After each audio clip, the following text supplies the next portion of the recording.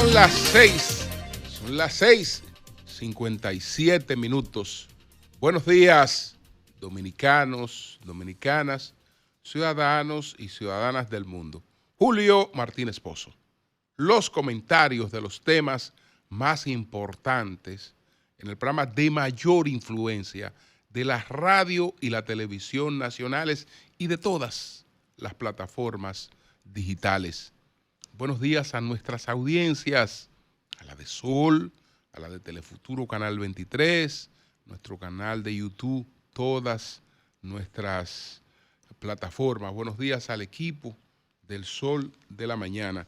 Vamos a identificar algunos de los temas que vamos a priorizar en el día de hoy. Entonces, esos temas son los siguientes. ¿Qué ha pasado con el proyecto bananero La Cruz de Manzanillo? Las protestas contra las redadas y la supuesta eliminación masiva de pandilleros en Haití. Los jesuitas son intrínsecamente enemigos del Estado-Nación. Enemigos del Estado-Nación. Y bueno, ahí abordamos también otros temas, lamentando el hecho de que doña Socorro Castellano se haya ido por el camino por el que todos partiremos.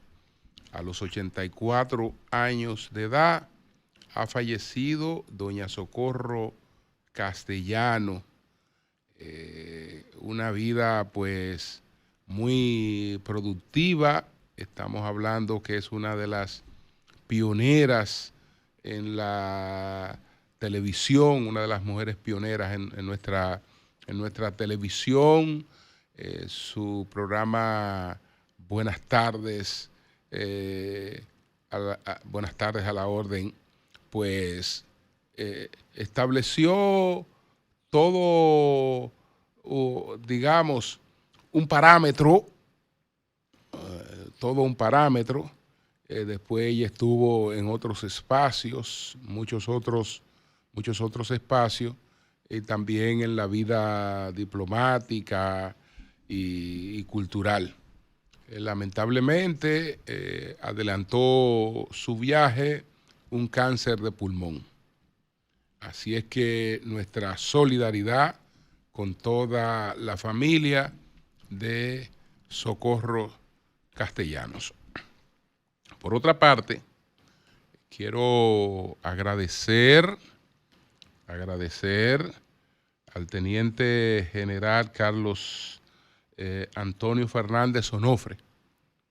Ayer tuvimos la oportunidad de compartir con él en una visita y en un almuerzo con el equipo del Sol de la Mañana, Nayí Chaede, don Eury Cabral, Manuel Cruz, Pedro Jiménez, Virgilio Félix y este servidor. El ministro se quedó esperando por doña Consuelo, pero le dimos sus excusas y también por María Elena. Pero un encuentro muy interesante porque uno se pone al día sobre muchos temas y son cosas sobre las que en algún momento uno tiene que opinar.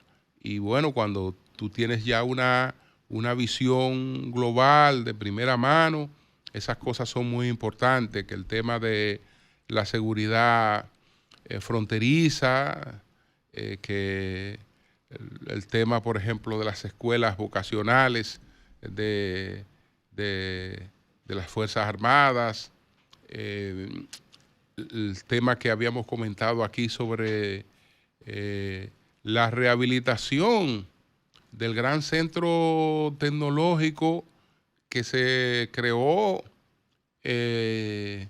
a finales de los años 40, Creo que en el 1948 fue que Trujillo creó ese centro industrial y tecnológico de San Cristóbal, y desde entonces ahí hay siembras que se han mantenido permanentes, y el concepto ha sido el de que muchas cosas que se están haciendo pues pudieran hacerse ahí. No solo estamos hablando de los uniformes, de las instituciones, sino que también es un servicio que se le está brindando a muchas instituciones del Estado, y las posibilidades de ensamblajes de equipos, de ambulancia, de helicópteros, etcétera. Y estuvimos hablando muchas cosas, muchos temas realmente importantes que documentan y permiten que a la hora de establecer una opinión, pues uno tenga un mayor nivel de información, y el trato también, pues muy bien. Así es que gracias al teniente general Carlos Antonio Fernández Onofre, que es el ministro de Defensa. Señores, miren, antes de otros temas, quiero también saludar, apoyar, como lo hemos hecho tradicionalmente, pues a la Fundación de Amigos contra el Cáncer Infantil, FACI. El pasado martes estuvimos en el anuncio de el Kickoff Golf Tournament, que se va a desarrollar en Punta Espada, en Catcana. La Fundación Amigos contra el Cáncer Infantil, FACI, pues anunció la celebración de la 5ª edición del Kickoff Golf Tournament, que tendrá lugar los días 15 y 16 de agosto en el prestigioso Punta Cana Golf en Catcana. Este evento benéfico se consolida como una de las principales iniciativas de recaudación de fondos para brindar esperanza y apoyo integral a los niños que lamentablemente padecen cáncer. Kickoff es un evento de competencia, solidaridad, compromiso con los niños con cáncer. Es un evento de agradecimiento de campeón a campeón, porque saben lo que es perseguir un sueño y luchar por lograr algo con pasión. Eso decía la presidenta de FACI, Alexandra Matos de Porcel, al hacer el anuncio de esta nueva edición del torneo de golf de FACI. Este año el torneo se celebrará bajo el formato Scramble, en parejas, recibiendo a más de 240 golfistas nacionales. Y ahí están otras novedades de esta actividad, que se va a desarrollar los días 15 y 16 de agosto. Señores, hay un dato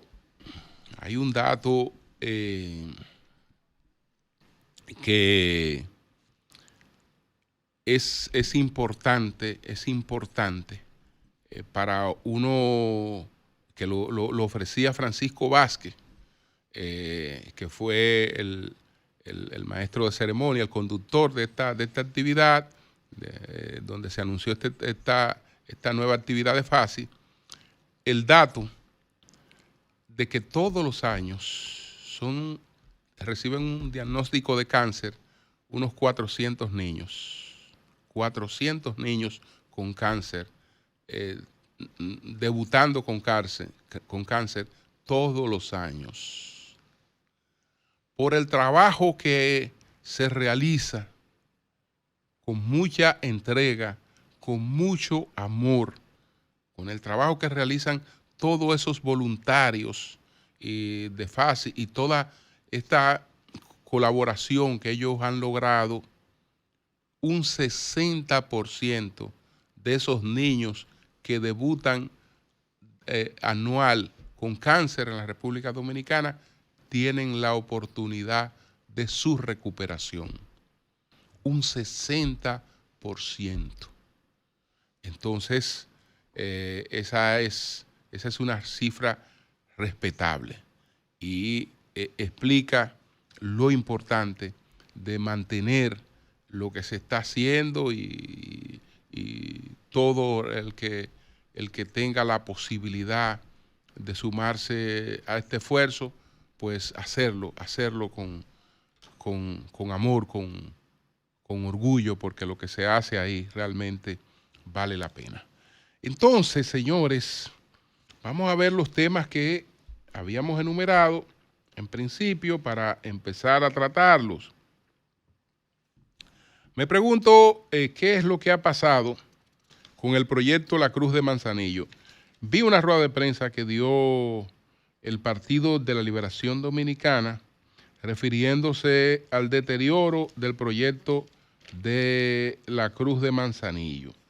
Y entonces, en esa actividad se hablaba del deterioro de este proyecto, que de acuerdo con lo que se expresaba, estamos hablando de que debe tener en estos momentos menos de 500 tareas que están realmente activas, menos de 500 tareas el proyecto de La Cruz de Manzanillo. Estoy buscando a ver si veo el dato preciso que se ofrecía en esta rueda de prensa del Partido de la Liberación Dominicana sobre La Cruz de Manzanillo. El asunto es que el PLD está, porque está hablando de que de más de 12.000 tareas, apenas menos de 500 están en estos momentos, pues, produciendo. Entonces, que el proyecto está en la quiebra. El proyecto de La Cruz de Manzanillo está en la quiebra y el PLD responsabiliza de lo que ha ocurrido, atribuye toda la responsabilidad de lo que ha ocurrido en el proyecto de La Cruz de Manzanillo. Toda esa responsabilidad el PLD la coloca en el gobierno. Dice que el gobierno es que se ha descuidado con este proyecto. Bueno, el dato está aquí. El proyecto de La Cruz de Manzanillo, decía Winston Marte, que eran unas 32.000 tareas. Que desde las 32.000 tareas de ese proyecto, apenas 500 tareas están en producción. Entonces, dice el PLD que esto se debe a que el gobierno ha dejado eso abandonado a su suerte. Bueno, independientemente de los descuidos del gobierno, hay otras razones. Hay otras razones que también hay que enumerarlas. Hay que enumerarlas. Realmente hubo violaciones, porque estamos hablando de que nosotros le presentamos a la comunidad europea hacia la que se dirigen esos bananos, le presentamos un producto orgánico. Entonces, ese producto orgánico empezó a presentar rastros de pesticida. Al ocurrir eso, entonces se incrementaron las exigencias.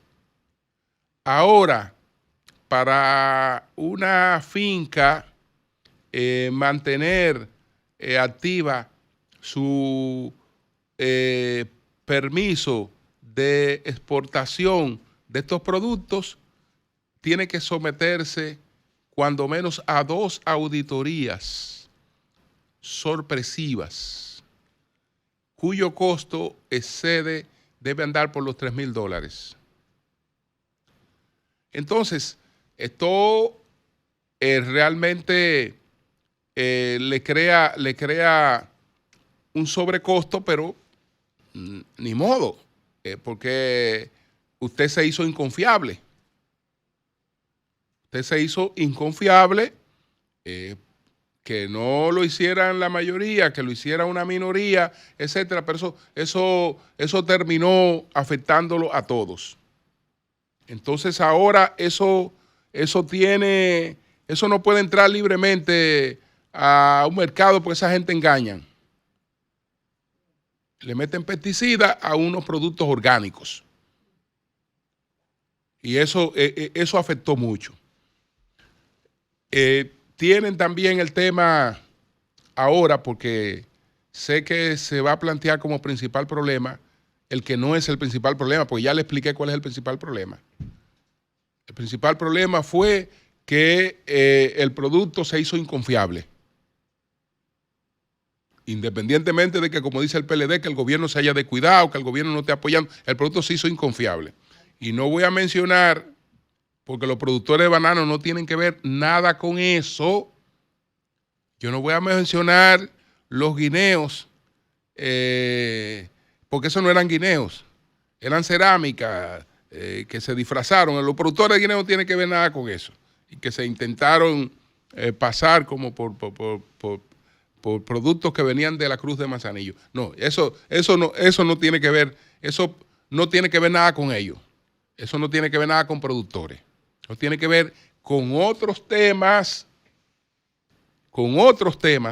que no están desasociados a otros acontecimientos tampoco, pero dejémoslo ahí. Entonces, como ahora está el tema de la mano de obra,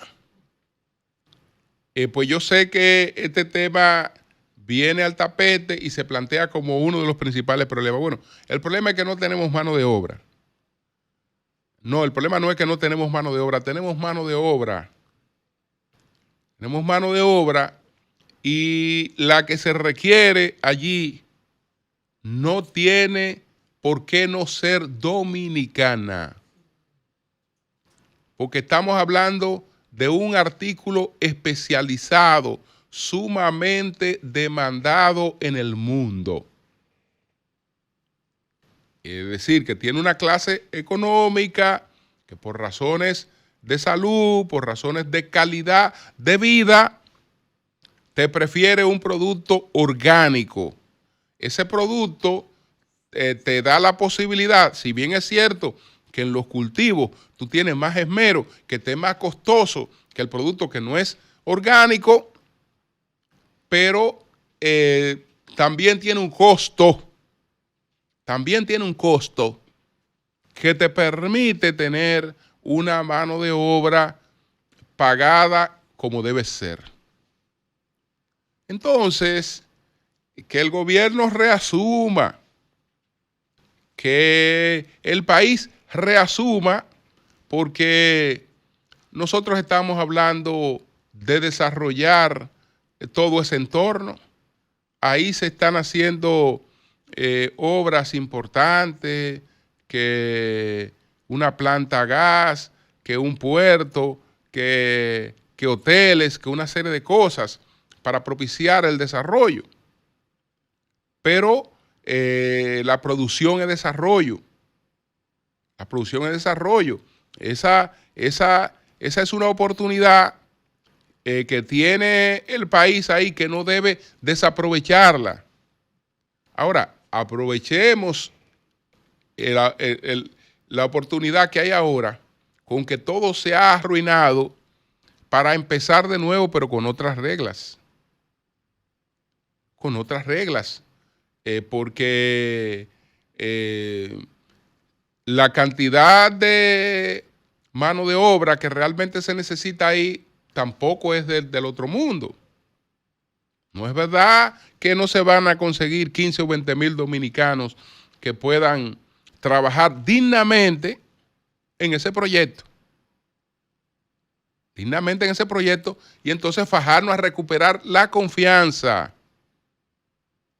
Vamos a recuperar la confianza para poder rehabilitar ese proyecto. Debe ser una prioridad.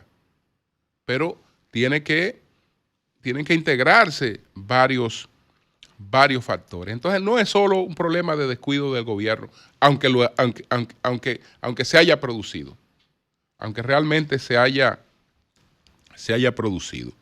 Entonces, bueno, ¿qué ocurre? Por otra parte, en ese clima de agitación en el que transcurre la presidencia de Trump, hay ahora un estado de movilización que empezó en Los Ángeles, pero que se ha ido repartiendo por todo el territorio. Y hay ahora un clima de movilización y de agitación que si ese país en algún momento no se ocupa de buscar sosiego, seguirá autoconsumiéndose internamente. Ahora se burlan del presidente, de Donald Trump, porque él empezó hablando de que iba a invadir a Canadá, de que iba a hacer otras cosas, que el canal de Panamá, que Groenlandia, y entonces dicen que ahora ha terminado invadiendo a los Estados Unidos, invadiendo a California, invadiendo a los Estados Unidos, es decir, autoconsumiéndose. Las energías de un país, de una potencia, friéndose en su propia salsa, en una serie de conflictos que no tienen razón de ser, que se han dado sobre todo por la forma, porque el derecho a reducir la presencia de ilegales en un territorio no es una cosa que un país la vaya a cuestionar, ni que un país se vaya a movilizar porque se esté haciendo eso. Eso siempre se ha hecho en Estados Unidos y lo hizo Obama más que Trump. El asunto tiene que ver con la forma. Entonces, este conflicto de tú tener ahora más de 4,000 efectivos de la Guardia Nacional, más de 700 marines, enfrentando movilizaciones, si eso derivara en hechos de sangre, nadie sabe lo que pueda terminar generando. Por otra parte, se publicó ayer la información de que resultaron supuestamente muertos más de 100 pandilleros en Haití en una operación con drones. La información no sé si será verdad o cierta, o si es una información exagerada, porque lamentablemente no hay nada verificable de lo que pueda salir de Haití, que es un país metido en tanto conflicto que ni siquiera a nivel de su gobierno y de sus autoridades hay unificación. No la hay. En estos momentos lo que se plantea, por ejemplo, es que jefe de policía en Haití y primer ministro son enemigos. Entonces, un gobierno débil, sin unidad, no proyecta que pueda hacer muchas cosas. Pero está esta información de que supuestamente más de 100 pandilleros resultaron muertos en el día de ayer. Vamos a ver si fueron 30, si fueron 10, si fueron 15, porque también esa es una propaganda que busca dirigir los recursos hacia un lugar.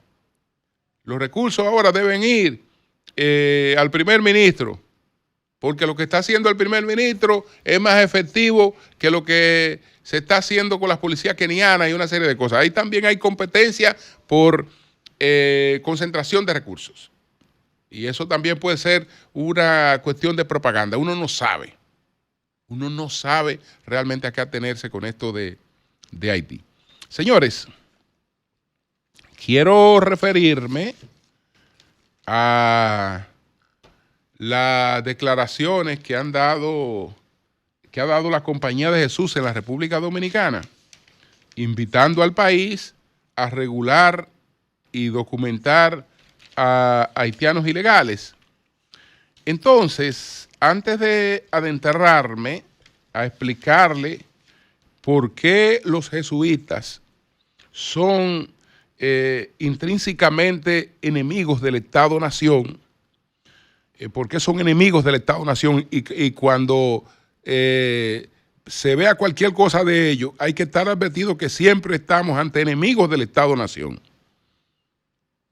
Entonces, antes de adentrarme en eso, creo que estoy en deuda con el arzobispo de la Arquidiócesis de Santiago.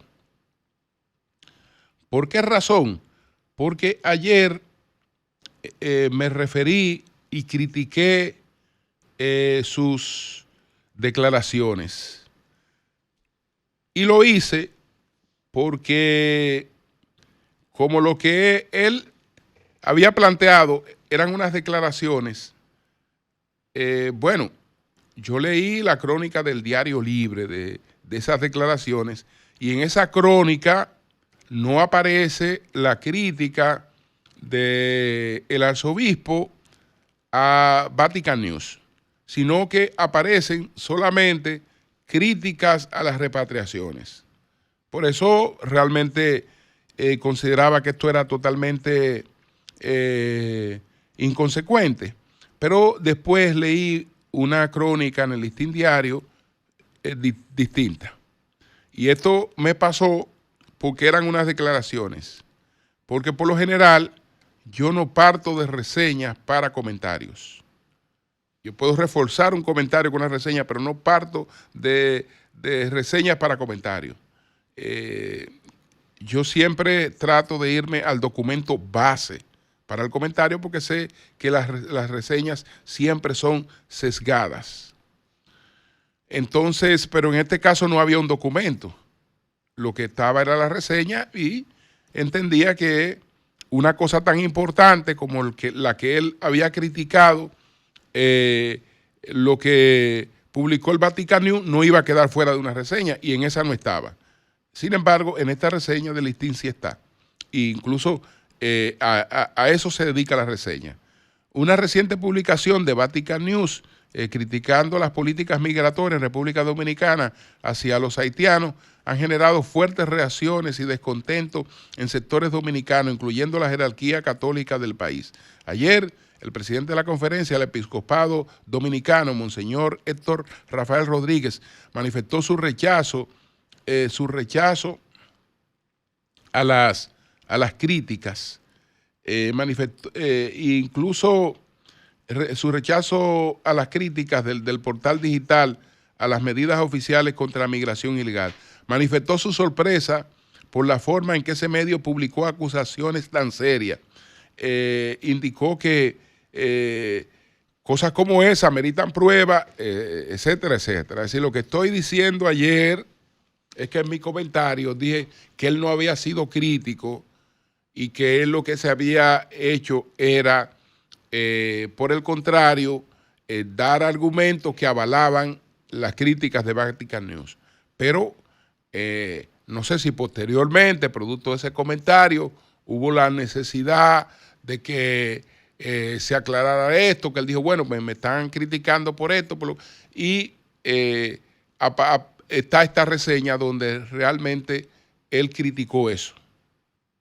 Él cuestionó eso. Así es que en ese sentido me disculpo por lo que dije ayer de sus declaraciones, porque no había leído esta parte de esas declaraciones que no estaban en la reseña en la que yo me basé en el día de ayer.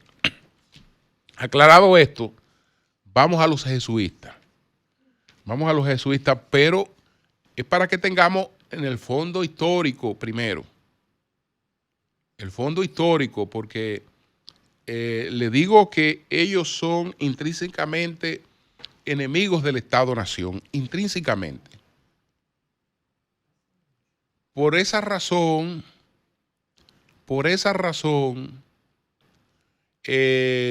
fueron expulsados de los reinatos españoles. Por esa razón, Carlos III los expulsó de los virreinatos españoles. ¿Qué pasó entonces? ¿Qué pasó entonces? Bueno, ellos en el 1767 fueron expulsados de los virreinatos españoles. Y entre lo que estaba planteando Carlos III, estaba hablando las deslealtades de ellos.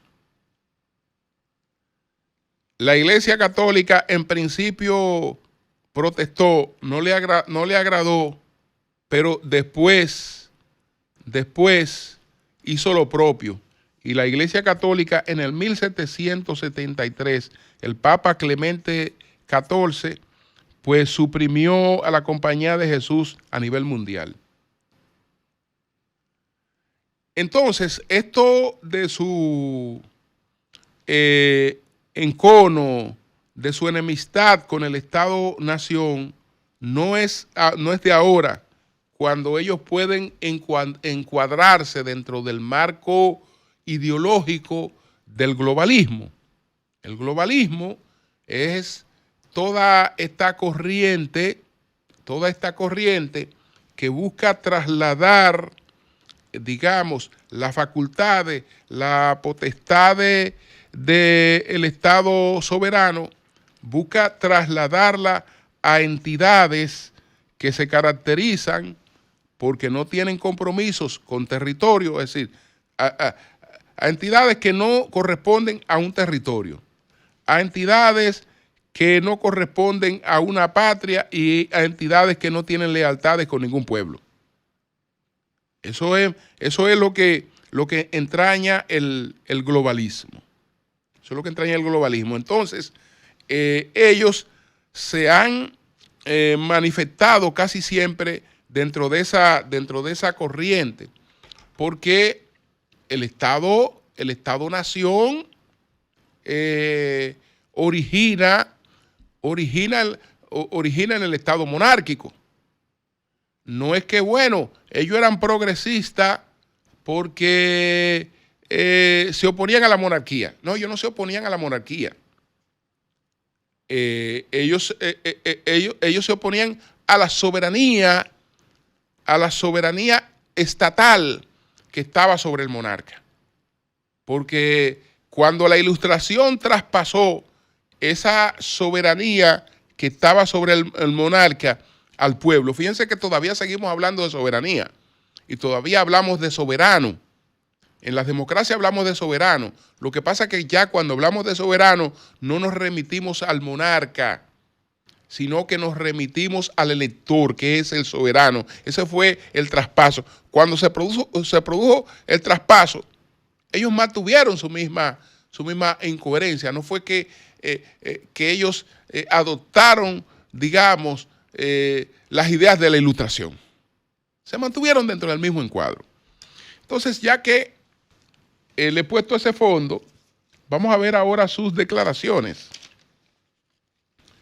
Ellos, la Compañía de Jesús en República Dominicana propone regularizar y documentar a los inmigrantes haitianos que están trabajando especialmente en sectores prioritarios tras denunciar maltrato en la aplicación de la política de repatriaciones. Siguiendo el espíritu, esto dicen ellos textualmente, siguiendo el espíritu del Evangelio y la doctrina social de la Iglesia, que no es verdad que la están siguiendo, porque insisto en plantear lo que está planteado desde la doctrina de la Iglesia. Insisto en plantear lo que se plantea desde la doctrina de la Iglesia. La Convención Apostólica es una familia. de Pío XII. Todos los hombres tienen derecho a un espacio vital familiar en su lugar de origen. Punto. En caso de que se frustre, tienen derecho a emigrar y ser acogidos en cualquier otra nación que tenga espacios libres. Pero está claro que esta convención apostólica dice que ese derecho, en primer lugar, tiene que ser garantizado por su estado de origen. Y que en la suma teológica, Tomás de Aquino, si bien es cierto que se refiere a esta caridad cristiana de la que hablan los jesuitas, si bien es cierto que habla de que deben recibir siempre este trato dentro de esta caridad cristiana, también establece que las comunidades políticas pueden y deben establecer regulaciones razonables para proteger el bien común. Entonces no es verdad que ellos están asumiendo la doctrina de la iglesia. No, ellos lo están interpretando como ellos la han interpretado siempre, en contra del Estado-Nación, que así es que la han manejado y la han interpretado siempre. Entonces, siguiendo el espíritu evangélico y la doctrina social de la iglesia que nos llama a acoger, proteger, promover e integrar a nuestros hermanos y hermanas migrantes, expresa su profunda preocupación ante el estado de excepción que han creado las medidas. Estamos en un estado de excepción anunciadas por el presidente de la República, Luis Abinader, el pasado 2 de octubre, y por ahí sigue. Pero miren, el documento tiene una cosa buena en la que no hay que ir muy lejos, porque ellos nos hacen la recomendación apropiada. ¿Quién debería estar dirigiendo esto? ¿Qué orientaciones debería estar siguiendo el gobierno? Ellos lo dicen aquí claramente. El documento cita al sociólogo Wilfredo Lozano, director del Instituto Nacional de Migración, cuyas propuestas destacan por su enfoque humanista y pragmático.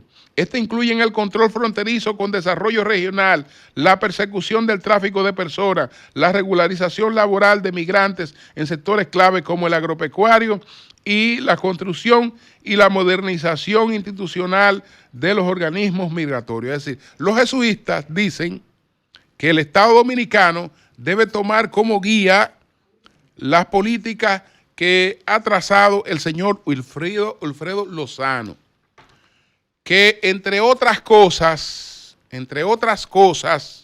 montó una falsedad contra el Estado Dominicano, llevando un grupo de personas a México para buscar una condena contra el Estado Dominicano para decir que en la República Dominicana se estaban deportando negros, personas porque eran negras, porque eran de mi color, la estaban deportando hacia Haití, y siendo dominicano, y llevó 2 o 3 falsantes a México, que ese acto de falsedad se lo desmontó puntualmente Roberto Rosario desde la Junta Central Electoral, que documentó toda esa falsedad.